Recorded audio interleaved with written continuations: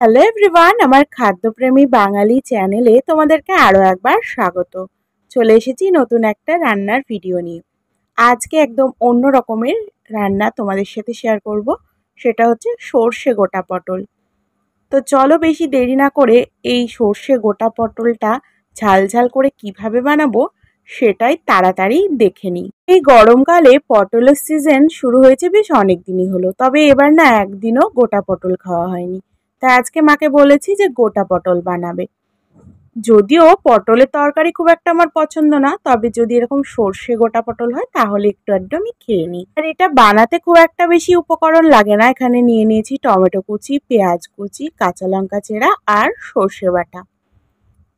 বাস এই কটাই জিনিস। আর নিয়ে নিয়েছি পটলগুলোকে গোটা গোটায় দুই দিক থেকে খোসা ছাড়িয়ে নিয়ে চিড়ে নিয়েছি। এবার প্রথমেই কড়াইতে দিয়ে দেব পরিমাণ মতন সরিষার তেল পটলগুলোকে ভেজে নেওয়ার জন্য। তেলটা গরম হয়ে আসলে একে একে পটলগুলোকে এর মধ্যে দিয়ে ওপর থেকে দিয়ে দেব নুন।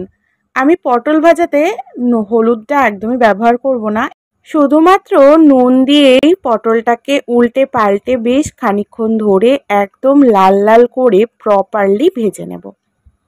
পটলটা লাল লাল হয়ে যখন ভালো মতন ভাজা হয়ে যাবে তখন একটা একটা করে পটল একটা পাত্রের মধ্যে তুলে নেব।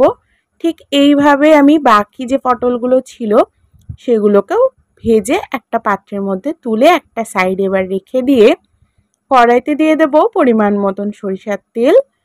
তেলটা গরম হয়ে আসলে দিয়ে দেব কালো জিরে ফোড়ন। এবার এর মধ্যে দিয়ে দেব কুচিয়ে রাখা পেঁয়াজটা।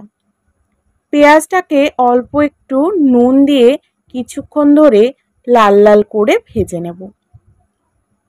পেঁয়াজটা যখন লাল লাল হয়ে ভাজা হয়ে যাবে এর মধ্যে এবার টমেটোর টুকরোগুলো দিয়ে দেব। টমেটোটা যখন ভাজা ভাজা হয়ে আসবে এর মধ্যে এবার আগে থেকেই সর্ষে যেটা বেটে রেখেছিলাম সেটা দিয়ে অল্প একটু জল দিয়ে দেব। এবার হালকা একটু নাড়াচাড়া করার পর দিয়ে দেব পরিমাণ মতন জিরের গুঁড়ো আর লাল লঙ্কার গুঁড়ো। মশলাটাকে হালকা একটু নাড়াচাড়া করে অল্প পরিমাণ জল দিয়ে এবার এর মধ্যে দিয়ে দেব নুন, হলুদ গুঁড়ো।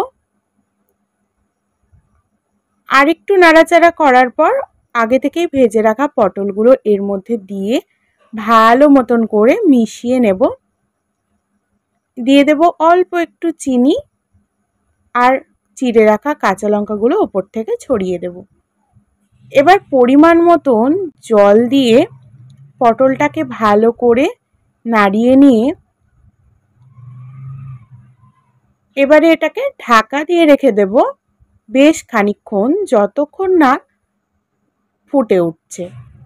যখন ফুটে উঠবে তখন ঢাকাটা খুলে আরও একবার নাড়াচাড়া করে দিয়ে মিডিয়াম আঁচে দিয়ে ফুটতে ছেড়ে দেব বেশ খানিকক্ষণ। অনেকক্ষণ ধরে ফোটার পর যখন একদম ঘন ঘন হয়ে আসবে ওপর থেকে ছড়িয়ে দেব অল্প একটু কাঁচা সরিষার তেল। এবার 2 মিনিট মতন ঢাকা দিয়ে রেখে দেব। 2 মিনিট পরই একদম রেডি হয়ে যাবে গরম গরম সর্ষে গোটা পটল। এটা না খেতে এতটা টেস্টি যে তোমরা পটলটাকে একদম যারা অ্যাভয়েড করো তাদেরও মোটামুটি ভালো লাগবে। একবার কিন্তু বাড়িতে এইভাবে সর্ষে গোটা পটল ট্রাই করো। আর এটা যদি একটু ঝাল ঝাল করে বানানো যায় তাহলে কিন্তু বেশ ভালো লাগে। আমরা যদিও একটু ঝাল ঝাল পছন্দ করি তাই ঝাল ঝাল করেই বানানো হয়েছিল। তো দুপুরবেলায় গরম গরম ভাতের সাথে বেশ সুন্দর লাগছিল। তোমাদের আজকের এই রেসিপিটা কেমন লাগলো জানিও। ভালো লাগলে কিন্তু চ্যানেলটাকে এক্ষুনি গিয়ে সাবস্ক্রাইব করে দাও। আবার আসবো নতুন কোনো রান্নার ভিডিও নিয়ে। ততক্ষণের জন্য ভিডিও দেখো আর ভালো ভালো খাওয়া দাওয়া করো। আজকের মতন টাটা।